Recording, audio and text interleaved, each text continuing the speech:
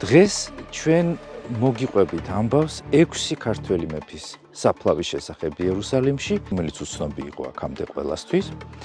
ვსაუბრობთ თამარ მეფის საფლავის შესახებ, ვსაუბრობთ შოთა რუსთაველის საფლავის შესახებ. მეორე საკითხი.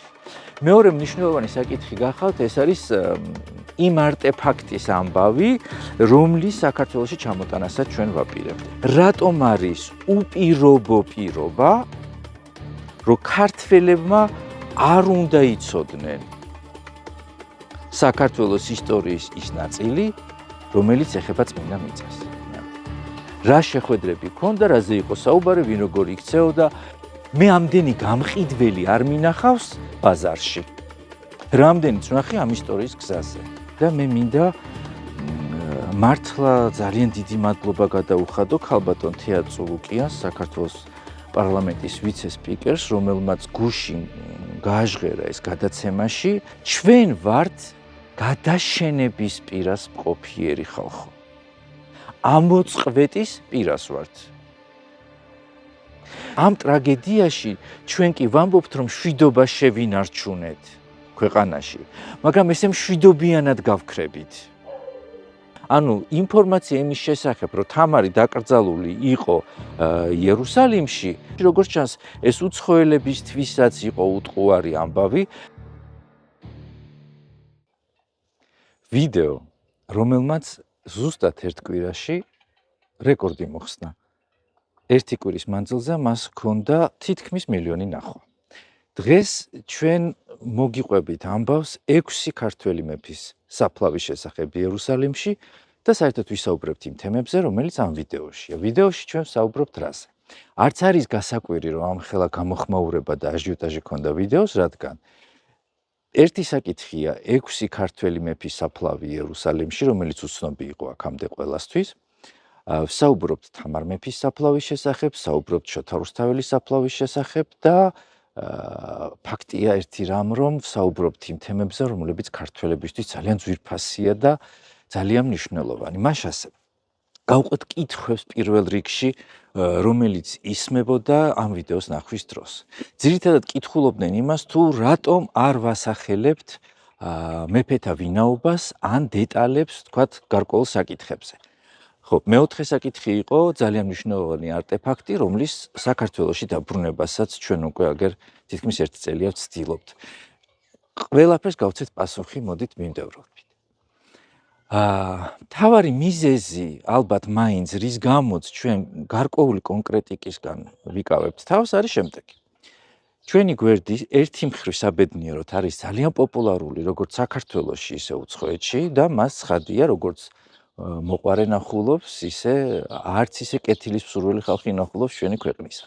შესაბამისად, ყოველი დეტალი, რომელიც შეიძლება წინასწარ გაჟღერდეს, შესაძლოა იყოს მხოლოდ ხელის შემშლელი იმ ექსპედიციებისა, რომელსაც ჩვენ ვაკეთებთ და თქვენ უკვე 2 წელია გადაბმულად თვალს ადევნებთ თითქმის ყოველკვირეულად ჩვენი ექსპედიციების შედეგებს, რომ ყოველი მათგანი, ყოველი ვიდეო არის საქართველოს ისტორიისთვის, ქართველი ერისთვის და მთლიანად ჩვენი ქვეყნისთვის ძალიან მნიშვნელოვანი. შესაბამისად, აი ამ დეტალების გამჟღავნება წინასწარ იქნებოდა არასწორი, თუმცა რადგან ინტერესი დიდია და ბუნებრივია, რომ ინტერესი დიდია და იქნებოდა ეს ინტერესი წინასწარ ჩვენ ვიცოდით კიდეც, მე რაღაცა დეტალებს უფრო მეტად აგიხსნით, ვისაც ეს საკითხი გაინტერესებდათ. ყველაზე დიდი უცნაურობა ამ ამბავში არის ის, რომ როდესაც ამ მოგზაურმა სრულიად შემთხვევით ნახა ეს კრიპტა მიწისქვეშა, მან გააკეთა ეს ჩანაწერი და ეს ჩანაწერი მიეცა მივიწყებას. არა მარტო ქართული მხარის მხრიდან, თქვათ ქართველების მხრიდან, არამედ ზოგადად. იმიტომ რომ ჩვენ არ ვამბობდით, რომ ეს ინფორმაცია გქონდა და უცხოელ კოლეგებთან გქონდა ამაზე საუბარი, აი რამეს მენოდათ თუ არა. ნუ ვისთანაც შეიძლება საერთოდ იმის ხსენებაც კი, რომ იქ 6 ასეთი საფლავი სავარაუდოდ არსებობდა და არავის არაფერი არ ქონდა გაგონილი მათაც, ვინც წმინდა მიწაზე არქეოლოგიაზე მუშაობს. შესაბამისად, ეს თემა არის ძალიან მნიშვნელოვანი. ეხლა რაც შეეხება დღევანდელ სურათს და მდგომარეობას, რა მდგომარეობაა იქ. ჩანაწერი, რომელზეც არის საუბარი, გაკეთდა მე-19 საუკუნეში. ყველაზე საინტერესო არის ის, რაც ახლა წინა ვიდეოში იყო ნათქვამი, მაგრამ უფრო დაწვრილებით აგიხსნით ახლა, ეს მოგზაური იერუსალიმში ჩადიოდა არაერთ გზის, ის საკმაოდ კარგი მცოდნე იყო იერუსალიმის და ვიდეოში ვამბობ კიდეც, რომ იქ მართლა აქ ესეთი ჩანაწერი, ეს არ არის უბრალოდ შედარებისთვის მოყვანილი, რომ როდესაც ის ქალაქის ერთ-ერთ უბანში მიდის, ის ცნობს ძაღლს, რომელიც მართლა 5 წლის წინ ყავდა ნანახ. ის ძალიან დეტალურად აღწერს ყველაფერს და შესაბამისად ვივარაუდოთ ის, რომ რაღაცა გააკვრით, რაღაცა ბუნდოვნად შეიძლებოდა ეს დაეწერა, არ ვიცი, ყოველ შემთხვევაში საეჭვო მგონია მე ეს გარემოება. ანუ მას უნდა ცოდნოდა. ეხლა მეორე საკითხი. ადამიანი, ვინც მიიყვანა ეს მოგზაური ამ ადგილამდე, ის საერთოდ არის იმ ეპოქის ერთ-ერთი უბადლო მცოდნე კი არა, შემიძლია ვთქვა, მე კი არა, ესეც იყო ექსპერტი სიძველეებისა წმინდა მიწაზე და მას ძალიან დიდი აღმოჩენები უკავშირდება. თუმცა ერთი რამ ფაქტია, რომ იმავე დროს ეს საფლავები არ იყო გახმაურებული. ეხლა ერთ რაღაცას ვიტყვი კიდე მინიშნებით. თუ ვინმე სკეპტიკოსი არსებობს და ვინმეს რამე აქვს ყური მოკრული, თუმცა მე ეჭვება. ვივარაუდოთ ის, რომ იმ ადგილას სხვა რამე საფლავები შეიძლება ყოფილიყო, ესეც ცოტა გამოსარიცხი თემაა, იმიტომ რომ ადამიანი, რომელიც მას გაჰყვა, უბრალოდ რომელმაც მოგზაური ჩაიყვანა კრიპტაში, თავადაც წერდა აღწერილობას იერუსალიმისა და იმ ტერიტორიაზე ყველა საფლავი და სიძველე მას აღწერილი აქვს, თუმცა იქ არ მოხდა ეს საფლავები, ხვდებით? ეს არის ძალიან მნიშვნელოვანი ამბავი. რა მოხდა შემდგომ? შემდგომ, რა თქმა უნდა, იწყება ძალიან რთული პერიოდი ზოგადად წმინდა მიწისთვის და მით უმეტეს იერუსალიმისთვის. რთული პერიოდი რატომ? ესე იგი, ეს ამბავი, როდესაც ხდება, ეს არის ოსმალეთის იმპერიის პერიოდი, ხო, როდესაც იერუსალიმი ოსმალეთის იმპერიაში შედის, შემდეგ ხდება ომი, ბრძოლა, ოსმალეთის იმპერია კარგავს იერუსალიმს და შემდეგ შემოდის ბრიტანული მანდატი. ბრიტანული მანდატის დროს პრაქტიკულად როგორ გითხრათ, რაღაცა რეორგანიზაციასავით ხდება ამ ქალაქის, იმიტომ რომ როდესაც ჩვენ ვნახულობთ ჩანაწერებს იერუსალიმის აღწერილობას ოსმალეთის იმპერიის პერიოდის და უკვე ბრიტანული მანდატის შემდგომ პერიოდის, ეს არის ცადა დედამიწა. პრაქტიკულად ოსმალეთის პერიოდის დროს იქ ძალიან ბევრი შენობა უკვე აღარც არსებობდა. და აი ამ აღდგენის პროცესში, რა თქმა უნდა, ეს შენობა იკარგება, სადაც ესენი იყვნენ, კარგავს თავის ფუნქციას და ქრება ყოველგვარი კვალი. მაგრამ ჩვენ მოვახერხეთ ის, რომ დღეის მდგომარეობით ჩვენ მივედით იქამდე, რომ მივაკვლიეთ იმ ადგილს, რომელიც აქვს დაწვრილებით აღწერილი ამ მოგზაურს და პრაქტიკულად ამ კრიპტის ზედა ფენა, რომელიც არის მის წერილში აღწერილი, ზუსტად ემთხვევა ეს აღწერილობა დღევანდელ მდგომარეობას. ანუ ის რაღაცა დეტალები, რომელიც ფიზიკურად არის დარჩენილი ზედა ნაწილში, დღეს ნამდვილად არსებობს. ეხლა, რა შეგვიძლია ვთქვათ, მას, როდესაც კითხულობთ თქვენ მეფეთა ვინაობის შესახებ, მას არ აქვს აღწერილი წერილში, რომელი მეფეები იყვნენ.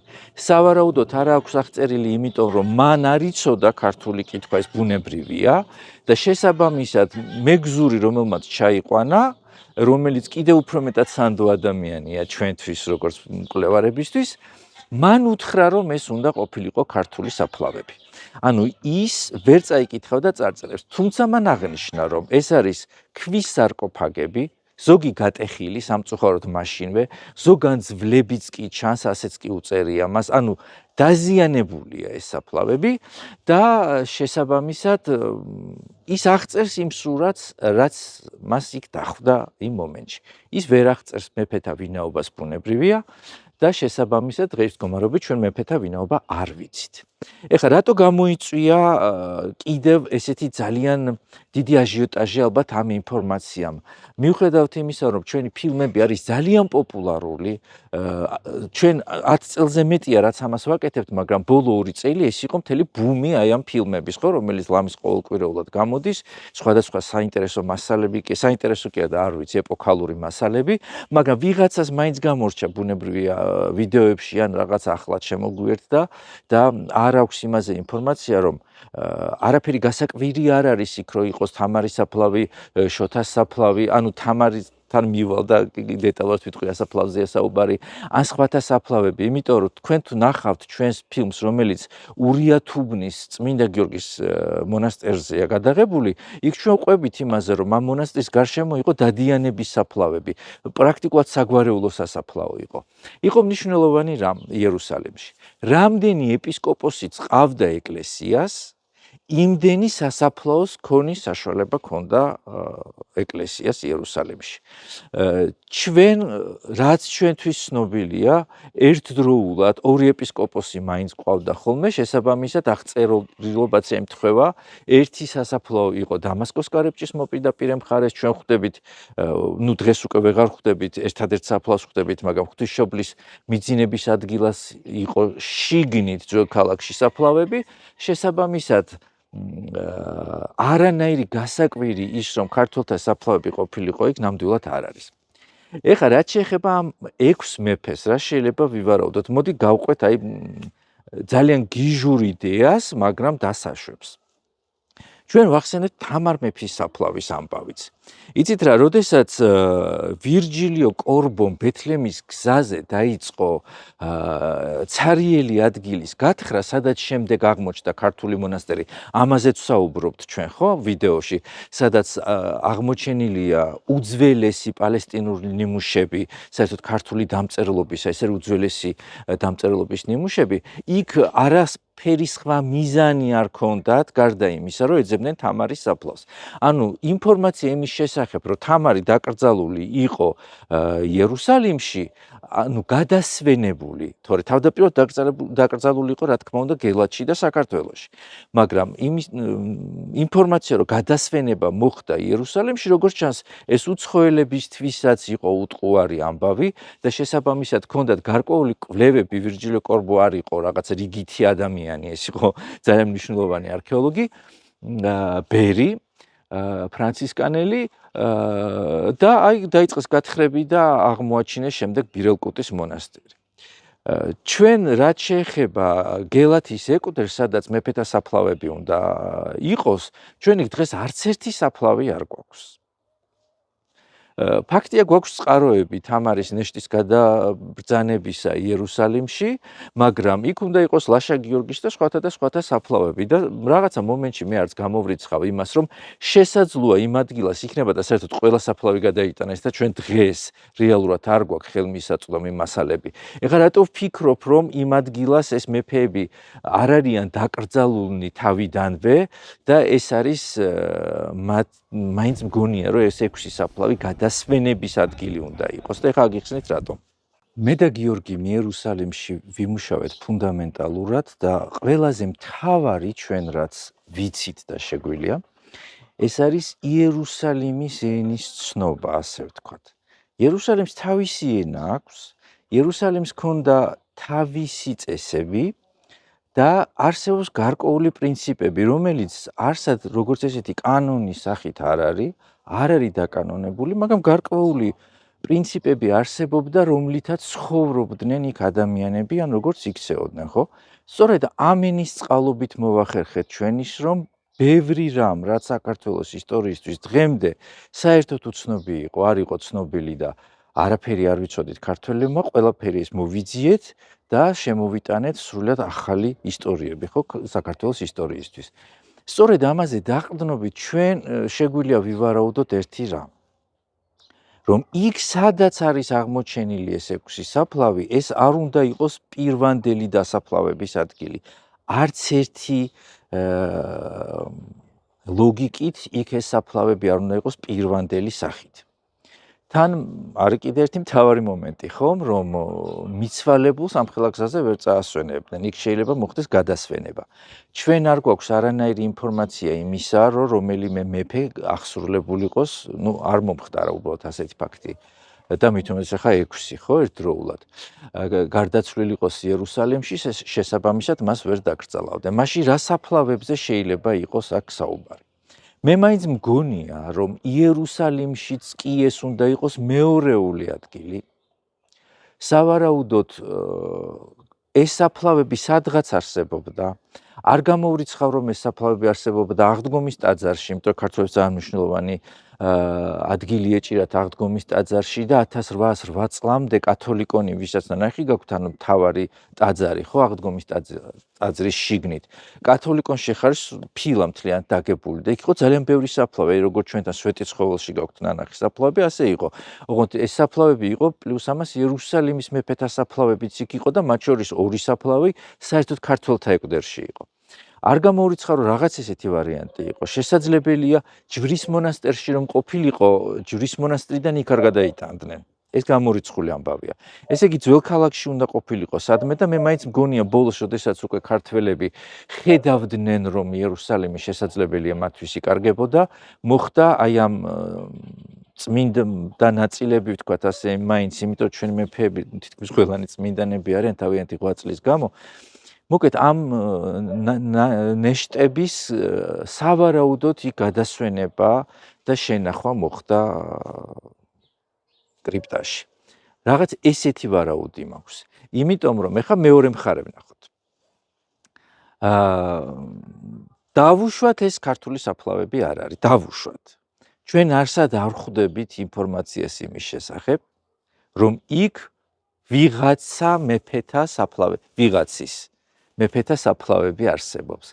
ერთადერთი ცნობა, რაც არის ზოგადად, რომ იმ ადგილას მეფეთა საფლავებია, ეს არის ეს ერთი ცნობა და ეხება ქართველებს. ასე რომ ეს არის ძალიან მნიშვნელოვანი და რაც მთავარი, ეს არის კვლევის საგანი დღეს. მთავარი მაინც მგონია, რომ მე და გიორგი შევძელით უკვე და მივახციეთ იმას პირველ რიგში, რომ ეს ინფორმაცია გვაქვს. მეორე ის, რომ ამ ადგილის ესე იგი ლოკალიზება მოვახდინეთ, ვიცით სად არის ეს ადგილი, ბოლო-ბოლო კარი საიდანაბია შესასვლელი, ესეც ვიცით. რა თქმა უნდა, აქ ძალიან დიდი დიპლომატია საჭირო, იმიტომ რომ ეს ვიცით, ვისაც ეკუთვნის. ძალიან დიდი დიპლომატია საჭირო და ძალიან როგორ გითხრათ, კეთილმეგობრული ურთიერთობა იმ ადამიანებთან, რომ მოხდეს ამისი გამოკვლევა, რა თქმა უნდა, თუ იქ მას შემდეგ ეს ყველაფერი დარჩა. იმიტომ რომ ჩვენ იერუსალიმში პრაქტიკულად დღესაც კი აი 2026 წელია ეხლა, ხო? და აი დღესდღეობითაც კი ვაწყდებით იმას, რომ ქრება არა მარტო ქართული კვალი, არამედ სხვების კვალიც. ანუ იქ ის რომ ვიღაცამ ვიღაცის კვალი გაანადგუროს, ეს ძალიან ჩვეულებრივი რამაა და ჩვენ არ ვიცით, აი ამ მოგზაურის მიწისქვეშეთში ჩასვლიდან 2026 წლამდე იქ საერთოდ რა მოხდა? დარჩა ის სარკოფაგები, არ დარჩა თუ საერთოდ რა მოხდა, მაგრამ ჩვენ ერთი მთავარი უნდა შევძლოთ. ჩვენ ან უნდა ვიცოდეთ, რომ ეს ასეა, ან თუნდაც უნდა ვიცოდეთ ის, რომ ეს ასე არ არის, ან აღარ არის. რაც შეეხება აი ამ 6 საფლავის ამბავს. ასე რომ თუ ჩვენ რაღაცებს არ ვასახელებთ ხოლმე და გარკვეული კონკრეტიკიდან თავს ვიკავებთ, იმიტომ რომ ჩვენ გვიყურებს ბევრი და მათ შორის ისეთიც, რომელმაც ცოტა ნაკლები უნდა იცოდეს წინასწარ და გეტყვით, რატომაც უნდა იცოდეს კიდე ნაკლები. ეხლა მეორე საკითხი. მეორე მნიშვნელოვანი საკითხი გახავთ, ეს არის იმ არტეფაქტის ამბავი, რომლის საქართველოში ჩამოტანასაც ჩვენ ვაპირებთ. ეს არტეფაქტი არის ძალიან მნიშვნელოვანი. ეს არ არის დოქი, ჭიქა, რაღაცა. ეს არის ძალიან მნიშვნელოვანი და თავისი თვისებით მე მგონია და გიორგიც მეტახება აგერა ხა, რომ დღეს ქართველებისთვის ეს განსაკუთრებული არტეფაქტია. აი დღეს ჩვენ თუ რაღაც გვჭირდება და ჩვენ ხო ყოველთვის რაღაცები გვჭირდება ხოლმე გამოსაფხიზლებლად, რაღაცა ერთმანეთის გვერდში დასადგომად, გასაღვიძებლად თუნდაც. აი თუ რამ გვჭირდება, აი ეს არტეფაქტია. ამასაც ეხლა რატომ არ ვამბობთ? ნახეთ, ჩვენ ყველაზე მეტად ვიმუშავეთ მე და გიორგი იერუსალიმში, გაგრძელდა 12 წელი, ხო? და ეს გზა იყო ძალიან რთული. სირთულე რაში მდგომარეობდა? სირთულე იმაში კი არ მდგომარეობდა, რომ იქ უნდა ჩახვიდე, დამკვიდრდე და შენსას მიაღწიო. ის, რასაც ჩვენ ვაკეთებდით, ამ ყველაფერს ხელი ეშლებოდა და ინგრეოდა საქართველოდან და ქართველების ხელით. არ ვიცი, მოკეთ ქართულად რო ლაპარაკობენ ისეთების ხელით. თუ რამდენად ქართველები არიან, კიდე ცალკე თემაა. მე მგონია, რომ ქართველი საქართველოსთვის თუცა რომ აკეთებდეს და არის, ამიტომ ვამბობ, რომ ქართულად ლაპარაკობენ. აქ იყვნენ სხვადასხვა ჯგუფები, აქ იყო გარკვეული ჯგუფი, რომელიც ეკლესიას ეკუთვნოდა, იყო დიდი ჯგუფი, რომელიც ჩვენ ყავს საქართველოს ეს ფსევდოპატრიოტები რო არიან, აი როგორები ნახეთ, იქ გამოვლენ ხალხს რაღაცას მოატყუებენ და რაღაცას ეტყვიან, აი სადღეგრძელოებს და რეალურად მათი გაკეთებული მე არაფერი მინახავს. გაფუჭებული მინახავს ბევრი. თუნდაც ეს ამბავი 8 წელი იბრძოლეს იმისთვის, რომ 300 წლის მერე მოპოვებული ადგილი, რომელსაც ქართველთა კუთხე ერქვა, განადგურებულიყო. აი აღარ იარსება და ეს ყველაფერი გააკეთეს ისე, რომ ქვეყანასა და ქვეყანას შორის მე ხა ისრაელს არ გულისხმობ, იცი, ხშირად ვამბობ ხოლმე ისრაელს არ ვამბობ და ვამბობ ხოლმე წმინდა მიწას და ამას ვამბობ სპეციალურად. იცით რატომ? ნახეთ, ისრაელი არის სახელმწიფო ერთი, მაგრამ იქ არის კიდე ასე ვთქვათ რელიგიური სახელმწიფო, ხო, რომელშიც არიან ქრისტიანებიც, არაქრისტიანებიც, რომლებმაც შექმნეს აი ეს წმინდა მიწა. და აი იმას ისიც თავისი არსით სახელმწიფოა, ხო? და აი ეს დაანგრიეს ფუნდამენტურად.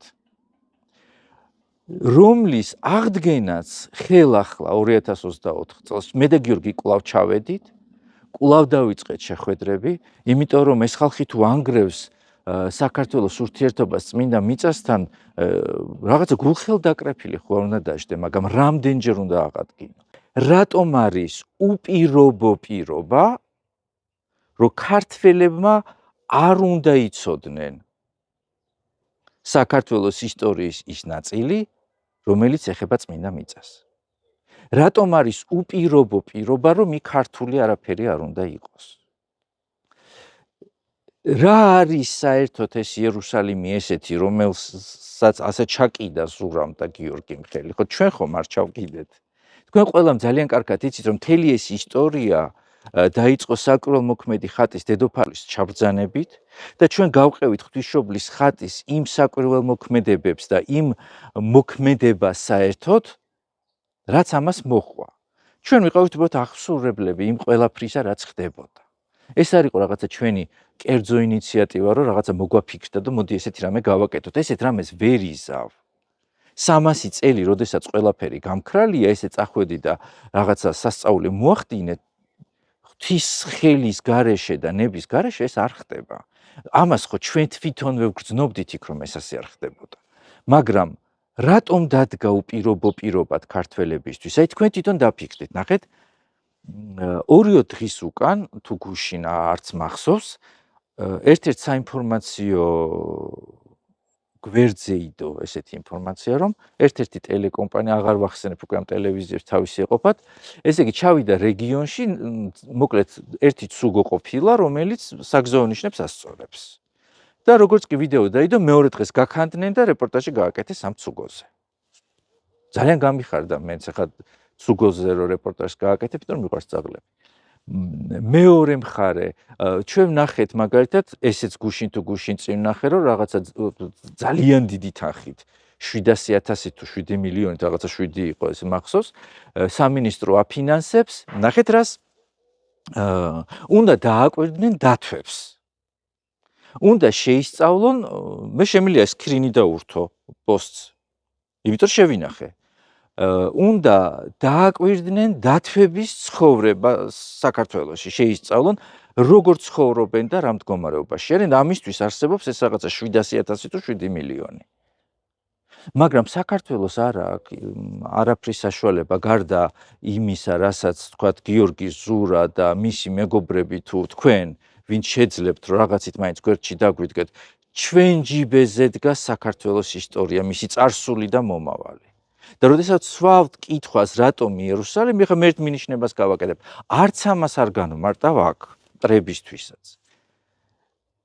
იერუსალიმში ქართველთა ყოფნა და ამ ისტორიის სიცოცხლე, ეს არ არის ისტორიის გაცოცხლება. ეს არის საქართველოს მომავლის გარანტი. ეხლა ეს როგორც გინდათ და ვინც გინდათ, ისე გაიგეთ, მაგრამ ეს არის ესე. იცი, არის ერთი თემა, რომელიც ყველაზე მტკივნეულია ჩემთვისაც, გიორგისთვისაც, თქვენთვისაც, თუ ამაზე დაფიქრდებით, მაგრამ ამაზე არ ფიქრობენ.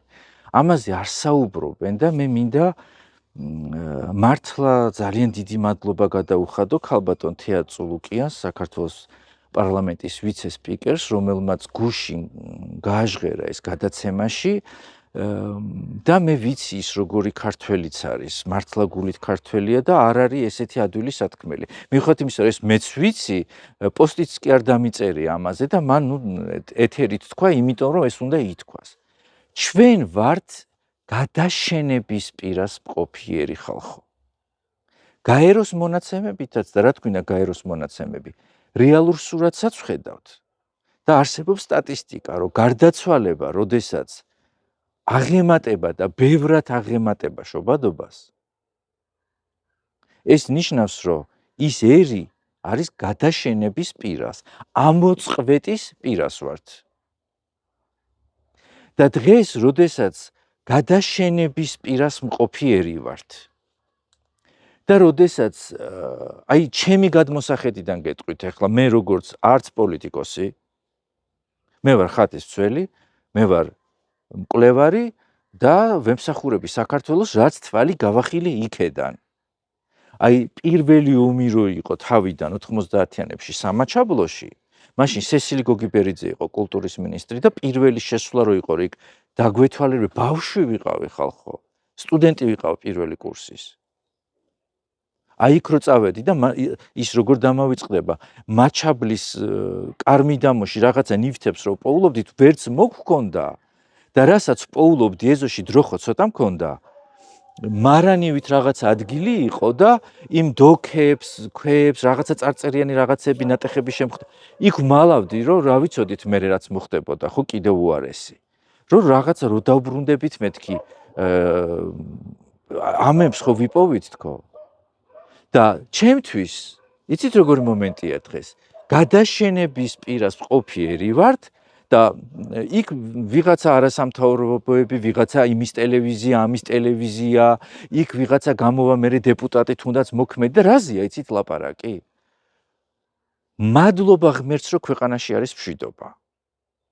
მე მართლა მესმის ის, რომ რაღაცა ეტაპზე და სავარაუდოდ დღესაც ეს მშვიდობა რთული შესანარჩუნებელი აღმოჩნდა. იმიტომ რომ ხედავთ ყველა გარშემო რა გეოპოლიტიკური მდგომარეობაა, ხო? ნუ ომებია ყველგან ახლა. 21 საუკუნეში ადამიანები იქცნენ ისეთ რეგვენებად, რომ გააჩაღეს მსოფლიო ომი, რა თქმა უნდა ამას ლაპარაკი. მაგრამ არის მეორე მხარე. თუ ომია, თუ ჩვენ მშვიდობა შევინარჩუნეთ და ეს ჩვენი მონაპოვარია, ამის იქით ხომ გვაქვს დღესდღეობით ელექტროენერგია გვაქვს, გზები გვაქვს, რომელსაც წინა ხელისუფლების დროს იყო და დავა მიდიოდა იმაზე ასფალტი ვჭამოთო თუ არ ვჭამოთო, ეხლა რაღაცა რო გაგიკეთოს ვინმე, ეხლა ჩვენ მაგალითად სადაც ვცხოვრობთ, არაფერი არ გვაქვს. 10 წლის წინ აღარ მახსოვს იმედთან ვიღაცასთან ინტერვიუში ვთქვი, რომ ჩვენ ეზოში უნდა დავდგათ მეთქი სტალინის ძეგლი, თქო და გადაირია ეს ჟურნალისტი, რომ მეტყობა ძალიან ანტისტალინური განწყობებით იყო და ვერც მიხვდა რას ვეუბნებოდი და სტალინის ძეგლიო, რატო უნდა დადგათო ეზოშიო და მეოთხარ სტალინის ძეგლი იმიტომ უნდა დავდგა ეზოში, რომ ამ ტერიტორიაზე ბოლო ადამიანი, ვინც საერთოდ ადამიანებისთვის, აქაური მაცხოვრებლებისთვის, ქართველებისთვის რამე გააკეთა, ალბათ იყო სტალინი და სტალინის პერიოდი. მას მერე არა გზა, არა წყალი, არა არაფერი, ხო? და მაინც გეუნებიან, რომ აი ხო კარგია, რომ სუნთქავ. და ამ დროს აღმოჩნდა, რომ გადაშენების პირას მყოფ ერს ყველაზე მთავარი რაც არის, ახლა რო გადარჩი და დღეს რო არსებობ, ეს ერთია ფიზიკურად. მაგრამ შენ იდენტობა ხო უნდა მოხდეს. ხო რაღაცით უნდა მოხდეს იდენტიფიცირება იმისი 5 წელიწადში, რომ შენ ფიზიკურად კი გადარჩი, მაგრამ ვინ ხარ? და აი ეს ვინ ხარ, ეს არის იერუსალიმში. ერთი საქართველოს ისტორია იქ, რომელზეც ერთადერთხელ გავიტყვი ამას, საქართველოს მომავლის გარანტი არის იქ. ამას გონიერი ადამიანი მიხვდება, რას გულისხმობ. და ამ დროს ესე იგი ეს ყველაფერი კიდია ზურას და გიორგის ჯიბეზე, რას შეძლებენ და ჩვენ ყავს ამდენი ამორალური ბიზნეს სექტორის წარმომადგენელი, რომელიც რაღაცა იცი, აი თქვენ ახლა ვიცი რომ ყველანი ჩემზე უკეთესად ადევნებთ თვალყურს რა ხდება მსოფლიოში, მე ტელევიზორიც არ მაქვს, გულწრფელად გეუბნები, ტელევიზორიც არ გვაქვს მე და გიორგის აქ. აი დღეს რო კიდე ბირკინის ჩანთაზე დარბი ხარ და ის რაღაცა ლუი ვიტონის რაღაცებს ეს დღეს მიხვდა მსოფლიო, ღმერთმა ლუი ვიტონს გაუმარჯოს, მაგრამ მიხვდა მსოფლიო, რომ ესეც უკვე დღევანდელ დღეს სხვა რამეა. და გამოწველო საქართველო და ქართული საქმისთვის არ გაიღო არაფერი, არც მან ვისაც ეს ეხება, ანუ აღმოჩნდეს დათვებზე დაკვირვება მნიშვნელოვანი, ვიდრე ის, რაც კეთდება ჩვენი ხელით. ეს არის ტრაგედია. იმიტომ რომ ამ ტრაგედიაში ჩვენ კი ვამბობთ, რომ მშვიდობა შევინარჩუნეთ ქვეყანაში, მაგრამ ესე მშვიდობიანად გავქრებით. გესმით თქვენ რას ვამბობ? აი ესე მშვიდად, აი ხო გსმენიათ ღმერთმა ყველას სიკეთე მისცეს, მაგრამ აი ვიღაცაზე რო უთქვამთ, რომ უიმე საწყალი დაიძინა და ძილში გაიპარა, ესე ვიპარებით, მშვიდობიანად ვქრებით. უკვალოდ. იმიტომ რომ დღეს საქართველოს ეკლესიის 1700 წლისწავს ზეიმობენ და მე მაქვს შარშანდელი პრეცედენტი, როდესაც ჩემი ეპისკოპოსი ჩარბის, ესე იგი ჩვენი ექსპედიციის მერე ჩარბის ჩასწრებაზე, რომელიც ჩაყავთ პატრიოტულ ჯგუფებს, რომ რაღაცა შეთითქნოს, რომ ქართველებს იქ იერუსალიმში არაფერი ანანია ჯაფარიძეზე მაგ ლაპარაკი 1.5 მილიონი ნახევარი აქვს იმ ვიდეოზე, რა აზრი აქვს ამის დამალვას, ხო? რომ ჩაეწერათ ეს, რომ კიდე ესეც ჩაეხშოთ.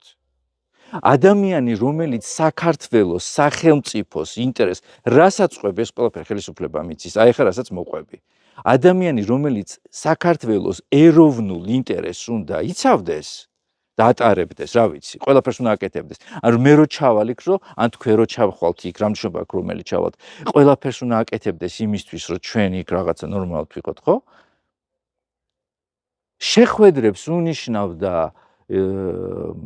ჩვენს მეგობარს, რომ კიდევ ერთი რაღაც არ ვიტყვი ხარ რა, ისედაც დაიხოცნენ იმ კარებზე სირბილით, რომ კიდევ ერთი რამ გაექროთ, რომელიც ჩვენ სახელს უკავშირდებოდა. ხალხო, გესმით ეს რა არის? ეხლა მეორე მხარე ამ ამბის. როდესაც იდება ეს ვიდეოები, ეხლა მე ჩამოვთვლი აი ყველა იმ საკითხს, რომელზეც თქვენ მოგიწერიათ ხოლმე და რომელიც მეც მინახავს. აი რო დაიდება სასწაული ვიდეო. აი ხო გახსოვთ, ჩვენ გქონდა ვიდეო, რომელიც ეხებოდა იოანე ზოსიმეს. ფანტასტიკური ვიდეო, აი სანახავათა ძალიან ლამაზია, ძალიან ინფორმატიულია და კიდევ ერთი მომენტი იყო, რატო გავაკეთეთ ეს ვიდეო, სიმართლე რო გითხრათ. საარჩევნო პერიოდი იყო, მე მგონი, არ მახსოვს, როცა ბიძინა ივანიშვილმა შეიძინა აი ეს ხელნაწერი, ხო, პალიფსესტი იოანე ზოსიმეს. ესე იგი, ტელევიზიებს უნდა გაეშუქებინათ ეს ამბავი. ნუ უნდა ფაქტია, რომ უნდა გაეშუქებინათ და გასაშუქებელიც იყო. ხა ესეთი რაღაცა ძლივს ქვეყანაში დაბრუნდა, ხო? და ამბავი ვერ მოყვნენ.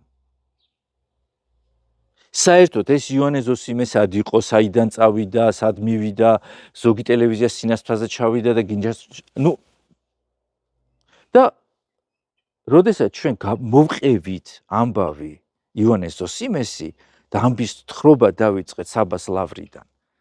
საიდანაც იოანე ზოსიმემ დაიწყო, ხო, ეს ძალიან მნიშვნელოვანი მოღვაწეობა, სადაც საერთოდ ქართველები მოღვაწეობდნენ და მწიგნობრობის ძალიან დიდი კერა იყო ეს.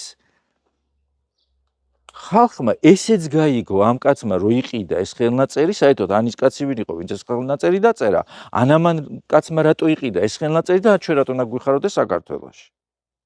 და ამ დროს აი ასეთ პოსტებზე ესე იგი, ესეთი მოგზავნილები სვეძახი ხოლმე მეცინება შემოდიან ისტორიკოსები, ვიღაცა ისტორიკოსები, ხა მე რო ისტორიკოსი არ გამიგია. საერთოდ მე რო ვინმე არ გამიგია საქართველოში, ხა ის ხო მუმიაც არ არის. ხო? ვის რამდენი აქვს წნევა და სისხლში შაქარი ყველასი ვიცი და მე რო არ გამიგონი ხარ როგორც ისტორიკოსი და მე ეს პროფილები შენახული მაქვს. და იცი როგორი ისტორიის ფაკულტეტის დიპლომი გაქვს, რომ ყველამ კარგად ვიცით ახლა ჩვენ ქართველები რაცა ვართ სწავლის დროს, მოდი მარტივად ვთქვათ. ესე იგი, ჩათვლაზე რო ხან ბიძაშვილი შედიოდა, ხან არ მოდიოდი, ხან ცნობას მიქონდა, ხან ის მოკონდა, მე ჩვენი ზოგადად ეს დიპლომები ხო როგორ კეთდებოდა, ყველამ კარგად ვიცით ისტორიკოსების მით უმეტეს ამ წიგნიდან გადმოწერი, იმ წიგნიდან გადმოწერი და ეს ხალხი რო შემოდიხართ და ძალიან უთავმოყარებოდ, რომ აი თითქოს ეს რა ქვია, მე ეს ხო ყველა მიცის და რა ახალი ამბავი ეს იყო. რომელი იცოდით? რომელი ახალი ამბავი? აი ჩვენ მაყურებელს მინდა კითხოთ. რომელ წიგნში ნეტა კი ასე იყოს, ჩვენ ზუსტად ეგ გვინდა რომ ასე იყოს. რომ ყველა წიგნში ეწეროს ქართველთა ისტორია წმინდა მიწაზე. ამის მიღწევას ვცდილობთ ჩვენ. მაგრამ აი ეს არც ისე კარგი საქციელის და ავტორიტეტის მქონე ხალხი. როდესაც აი ამ ვითომ ფონს ქმნით, რომ თურმე ეს ხო ყველა მიცოდა და ეს რაღაც გაზეთს რო აიღებ პირდაპირ არც ერთს არ გექნება წაკითხული ყველაზე მარტივი რო თქვა ელენე მეტრეველის არც ერთი ჩანაწერი. სულ რამდენი მკვლევარი იყო ვინც ამას იკვლევდა და ჩვენ აღმოჩენები რაც გავაკეთეთ ის ჩვენი გაკეთებულია, ის არსად არ წერია. და ერთსაც ვიტყვი კიდევ, ერთ-ერთი მკვლევარი როდისღაც რო ჩავიდა, კონკრეტული მონასტრის ლოკალიზება ადგილის პოვნა ვერ შეძლო. ისე რომ ამას ეხა რაღაცა ისე კერყვები ტრაბახით, თუმცა სიამაყით ვამბობ, რომ დიახ ზურაბ შიოშვილმა და გიორგი ჭოლოკავამ მოახდინეს ეპოქალური გადატრიალება ქართულ ცნობიერებაში და ქართველებს გააგებინეს ის, რასაც უმალავდნენ 300 წლის მანძილზე. უმალავდნენ. და როდესაც ვიღაცები წერთ, რომ ეს რო იძახით უმალავდნენ, აბა ვინ რას უმალავდნენ? ბიჭო, არსად რო არ არის დამალვა ქვია. როდესაც ძაღლზე რეპორტაჟს აკეთებ და არც ერთ ტელევიზიას არ გაინტერესებს ეს მათ შორის ეს რაღაცა პატრიოტული პატარ-პატარა კუწუ-კუწუ ტელევიზიები ხო არის? განა რამე მინდა მე, არაფერი არ მინდა იმათი. ჩემნაირ რეიტინგს ვერ დადებენ, იმდენ მე რო იქ დავждე და ვილაპარაკო, იმდენი ნახვა არ იქნება. სხვა რაღაცაზე მაქვს ლაპარაკი და უნდა გავიმეორო. როდესაც პარლამენტის ვიცე-სპიკერი ტელეკომპანია იმედის ეთერში პრაიმ თაიმში ხდება, ხო ეს საღამოს. ამბობს, რომ ვარდ გადაშენების პირას მყოფნი. როდესაც გაეროს მონაცემები გაქვს უკვე რა ვიცი რამდენი წლის წინანდელი. ამის შესახებ, რომელსაც საქსტატი გაქვს.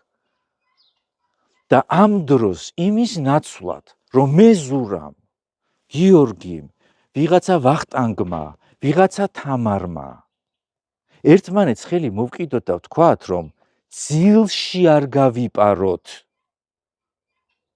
მშვიდობიან საქართველოში არ ამოვწყდეთ, მშვიდობიანად. და გამოვფხიზლდეთ და აღარ არის აი ამ ტაკი მასხარაობის და ჭიდაობის დრო, თუ ეს არ გავაკეთებთ, აი ესე მშვიდობიანად და უუმრად გავწყდებით ყველანი. აი ეს იქნება ბოლო. ამიტომ იცით რა მინდოდა მე თქვა, რომ ერთი რამ არის ფაქტი. არ ვიცი, ჩვენ ვფიქრობთ რა რაღაცა ძალიან ბევრი შეხვედრები ქონდა ამ 2 წლის მანძილზე. იცით როგორი შეხვედრები ქონდა? აი ეს ერთი ვიდეო რო ჩავწეროთ ეს ყველაფერი მოყვე, საქართველოს ისტორიას უახლეს, აი ამას ეხანდას მიმდინარეს, ამოვატრიალებ თავისი ვიღაცეებიანად. რა შეხვედრები ქონდა, რაზე იყო საუბარი, ვინ როგორ იქცეოდა, ვის რა არ ნუ მოკლედ. მე ამდენი გამყიდველი არ მინახავს ბაზარში. რამდენიც ვნახე ამ ისტორიის გზაზე. ამდენი გამყიდველი არ მინახავს არსად. როგორ უნდა იარსებოს ქვეყანამ? მე არ ვიცი. თქვენ თავად ხო თვალს ადევნებთ? თქვენ თავად ხომ წერთ კომენტარს ან კითხულობთ? ვინ შეგხვდათ? ვისი აქტივობა შეგხვდათ ჩვენს გვერდით? რომელიც ვალდებულიც კია რომ ელემენტალურ დონეზე იყოს რაღაცით გამოხატული ამ ამბავში. არავინ არ შეგხვედრიათ. და თქვენ ყველანი ხედავთ ამას, მე კომენტარებიდან ხვდები, როდესაც უკვე კითხულობთ, სად არის ეს, სად არის ის. იმიტომ რომ ყველა ძალიან კარგად ხვდებით თქვენც, ჩვენც, რომ მხოლოდ ერთობით არის შესაძლებელი ამ ქვეყნის გადარჩენა. გენოციდი ხდება, ხვდებით? და ეს გენოციდი უნდა დამარცხდეს. როგორ შეიძლება დღეს წახვიდე 1700 წლის რაღაცა დღესასწაული, რა დღესასწაული გაქვს? რა დღესასწაული გაქვს?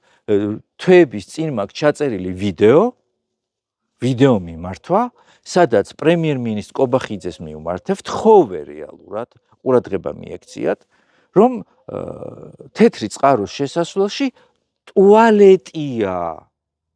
მე-10 საუკუნის ძეგლზე კი არა, ტრაპეზის ქვასთან. ტუალეტია. და გუშინ საღამოს გაიმართა რაღაცა სიმპოზიუმი თუ ფესტივალი თუ რაღაცა გაიხსნა 1700 წლის იუბილეის და გადაშენების პირას მყოფი ინტელიგენცია ალბათ ამ ზაფხულში ნორკიშუბებით მივიდა, მე რა როცხელა მივიდა დაჯდა აი ამ ღონისძიებაზე და მალერის რაღაცა სიმფონიას მოусმენენ ალბათ იმიტომ რომ ნუ ახლა როგორ და გარეთ ფურშეტი დახვდა ყოფილ ვარ ესეთ ადგილებში და მინახავს, ნუ თუ ერთმანეთს მკლავი არ მოაჭამეს, ნუ ალბათ იმ ძეხვითა და ბურგერით, ნუ გადაივლიან როგორღაც. და შემდეგ გადაშენდებიან საქსტატის მონაცემებით. და აი ესე ვზეიმობთ, ხვდები, ეს კატასტროფაა, ხვდებით? ეს სირცხვილი კი არ არის მხოლოდ. ეს არის კატასტროფა. როდესაც შენ ვერ იგებ იმას ვის გვერდით დადგე, რის გვერდით დადგე, რა გააკეთო. საბოლოო ჯამში იცი, ჩემი პირადი განცდა არის ესეთი. როგორიც არ უნდა იყოს ეს მონაცემები, იცი რა მგონია, რომ ჩვენ შეგვიძლია. ჩვენ ბევრჯერ შევძელით. დღეს თუ ცოტა ბრაზიან ვიდეოს წერ იმიტომ რომ გასაბრაზებელია და წერ იმიტომ რომ თქვენთვისაც ეს იყოს რაღაცა გამოსაფხიზლებელი. იმიტომ რომ ჩვენ ქართველებმა ბევრჯერ შევძელით და კიდევ ბევრჯერ შევძლებთ იმას, რომ როგორი ჩახლართული სიტუაციაც არ უნდა გქონდეს. როგორი ერთმანეთის მიმართაც არ უნდა გქონდეს რაღაცა ის რო ვიცით ხოლმე რაღაცა კინკლაუბები უაზრობა. რაც არ უნდა ხდებოდეს გადამწყვეტ მომენტში. ჩვენ შეგვიძლია ყოველთვის ერთმანეთს ხელი ჩავკიდოთ. ჩვენ ეს ბევრჯერ გვინახავს და მე ამაში ყოველთვის დარწმუნებული ვარ, რომ აი როგორი ნაჩხუბრებიც არ უნდა ვიყოთ, რო დავინახავ რო გშია მე პირადად გაჭმევ და შენი იმედი მექნება ყოველთვის და საბოლოო ჯამში ჩვენ შევძლებთ იმას, რომ გადაშენების რა მოგახსენოთ, მაგრამ მე მგონია, რომ ჩვენ შევძლებთ იმას, რომ ჩვენი ისტორია გავაგრძელოთ. რაც თავარია, ჩვენი ისტორია ყველაზე აუცილებელი რაც არ უნდა მივიტანოთ ჩვენ შვილებამდე. თქვენ გეზდებათ პატარა ბავშვები, ხო ზოგს უკვე შვილიშვილები გყავთ, ზოგს შვილები გყავთ პატარები. ეს ამბები მათ უნდა იცოდნენ. მარტო შენი ფიზიკური არსებობა, როგორც ქართველისა, ეხა დნმ-ის ტესტით ხო არ ივლი, რომ ქართველი ხარ. შენ ცნობიერად მთელი შენი არსებით ქართველი უნდა პირველ რიგში უნდა იცოდე რას ნიშნავს იყო ქართველი და მეორე საკითხი